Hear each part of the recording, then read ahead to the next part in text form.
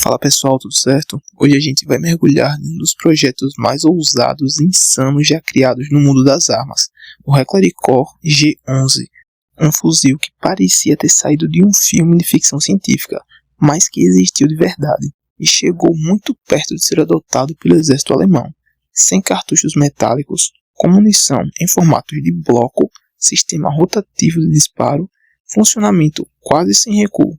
Tudo no G11 era revolucionário, e por isso mesmo ele ficou famoso como um dos maiores IC da história militar moderna.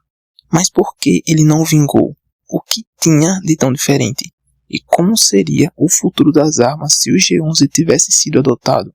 No vídeo de hoje a gente vai responder tudo isso com um mergulho completo nessa peça lendária de engenharia armamentista moderna. Então já deixa seu like, se inscreve no canal e bora pro vídeo. O desenvolvimento do G11 começou no início da década de 1960, numa Alemanha ocidental ainda em plena Guerra Fria. A Bundeswehr buscava um substituto para o G3, e o governo queria dar um passo à frente em tecnologia, mas não só trocar o calibre, mas reinventar completamente o conceito de fuzil de assalto. Foi aí que a Reclaricore, em parceria com a Dynamit Nobel, assumiu o desafio de criar uma arma que dispensasse o cartucho metálico tradicional. A ideia era revolucionar a logística e o desempenho, menos peso, mais munição por soldado e menos calor por disparo. O projeto se chamava Caseless Ammunition, munição sem estojo, e envolvia o uso de cartuchos sólidos de propelente prensado, com um projétil embutido.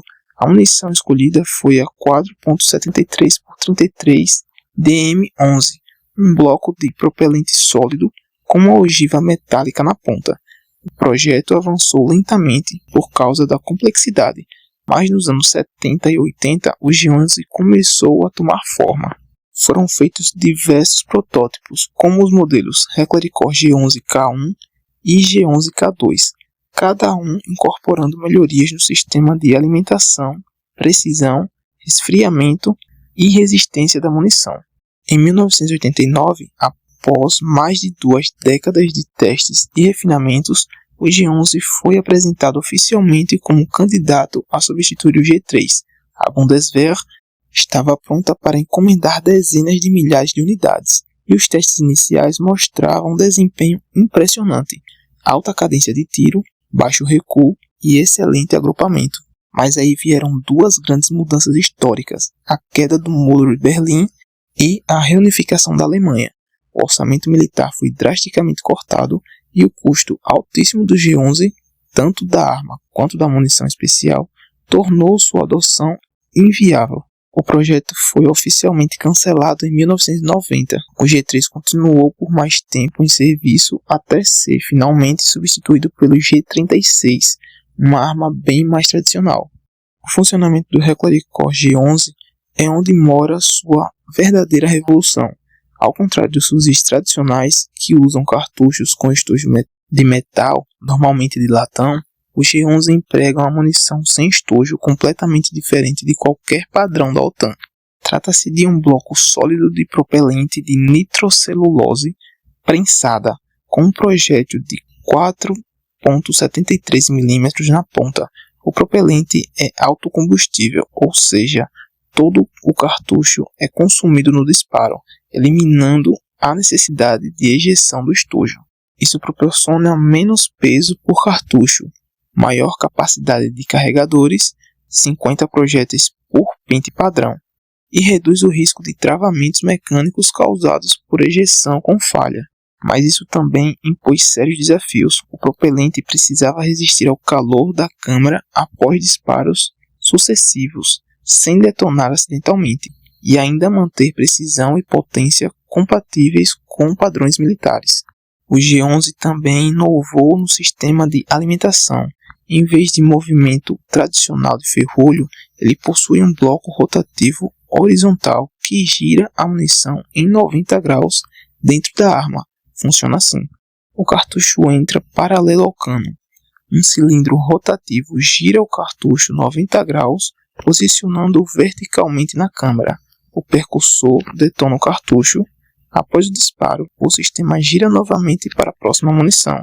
Esse mecanismo foi necessário porque a munição caseless é frágil e não suporta as forças de sistema de ferrolho tradicionais. Essa rotação controlada permitia um ciclo de disparo mais suave, além de evitar ejeções. Outro ponto inovador, o G11 possui 3 modos de disparo diferentes de cadências de tiro. Semiautomático, disparo único por gatilho. Rajada de 3.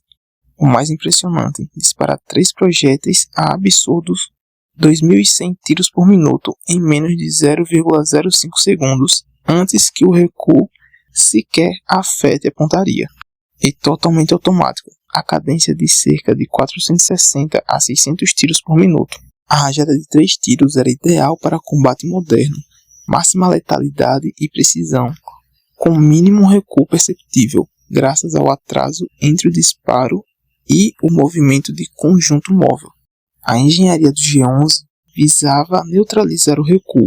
O conjunto do cano, câmara e boca de alimentação era montado numa estrutura interna flutuante que recuava para dentro da carcaça principal, absorvendo a força do disparo sem desestabilizar o atirador.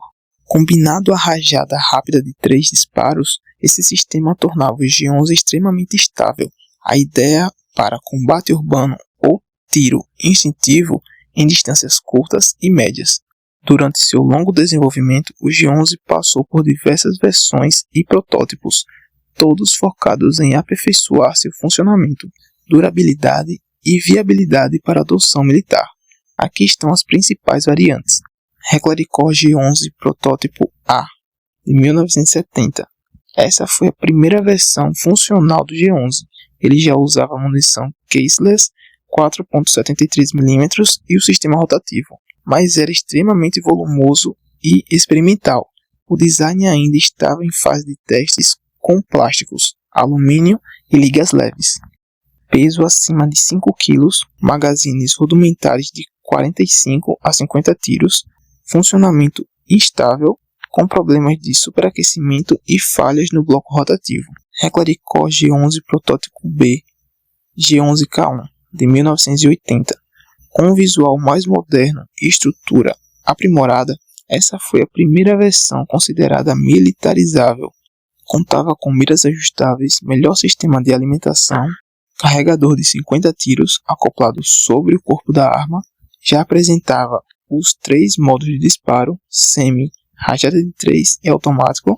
Essa versão foi submetida a testes do Bundeswehr, exército alemão, e até dos Estados Unidos durante o programa Advanced Combat Rifle, ACR.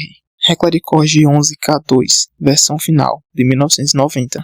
Foi o modelo mais refinado e o mais próximo de entrar em produção em massa. Seu design era otimizado para a produção industrial e apresentava corpo feito com polímeros reforçados, componentes internos reprojetados para maior confiabilidade, maior controle térmico para suportar o calor da munição sem estojo, capacidade de acoplar miras ópticas e acessórios no trilho superior. O G11K2 foi testado intensamente pela Bundeswehr e chegou a ser aprovado para substituir o G3.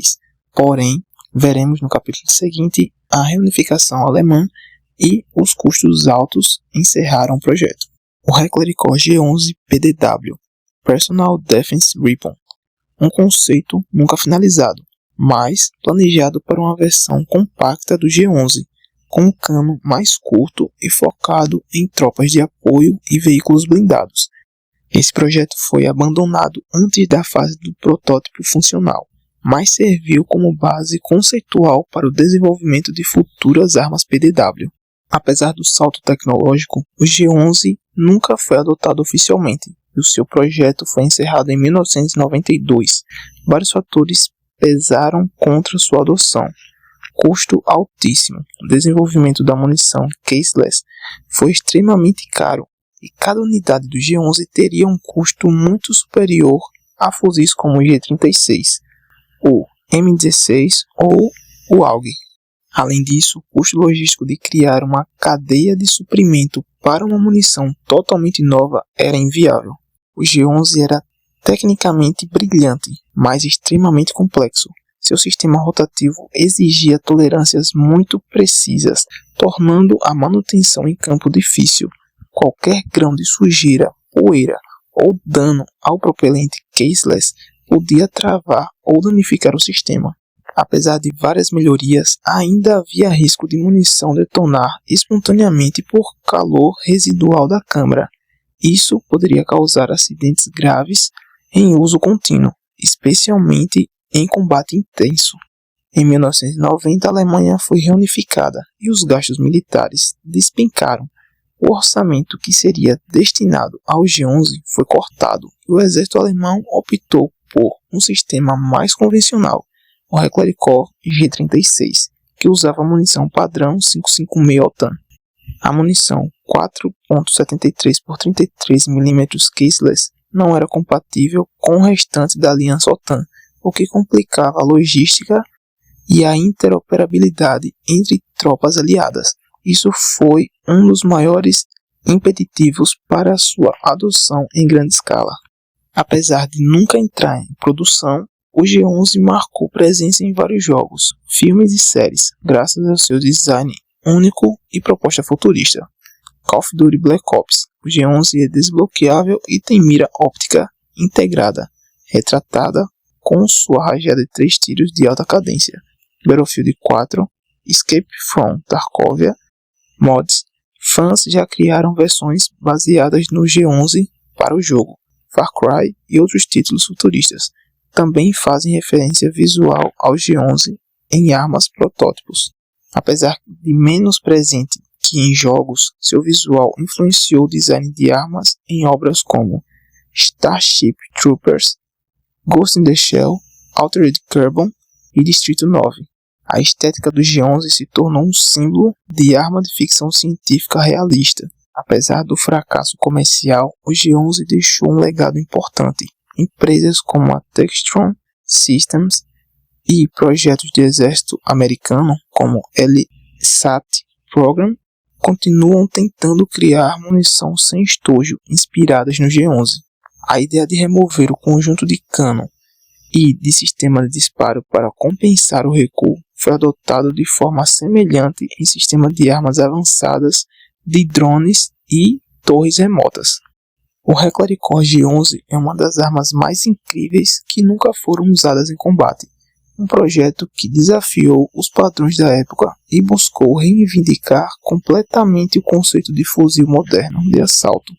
Apesar de sua morte precoce, o G11 continua sendo um símbolo de ousadia e inovação militar, um caso de estudo sobre tecnologia à frente do seu tempo, uma lenda cult entre entusiastas e gamers. Seja por sua munição sem estojo, por seu visual único ou pelas lições que deixou, o G11 entrou para a história das armas como um dos projetos mais audaciosos já feitos. E agora, depois de conhecer tudo sobre ela, a gente entende por quê. Obrigado por assistir até aqui, não se esqueça de se inscrever no canal e compartilhar, e até o próximo vídeo.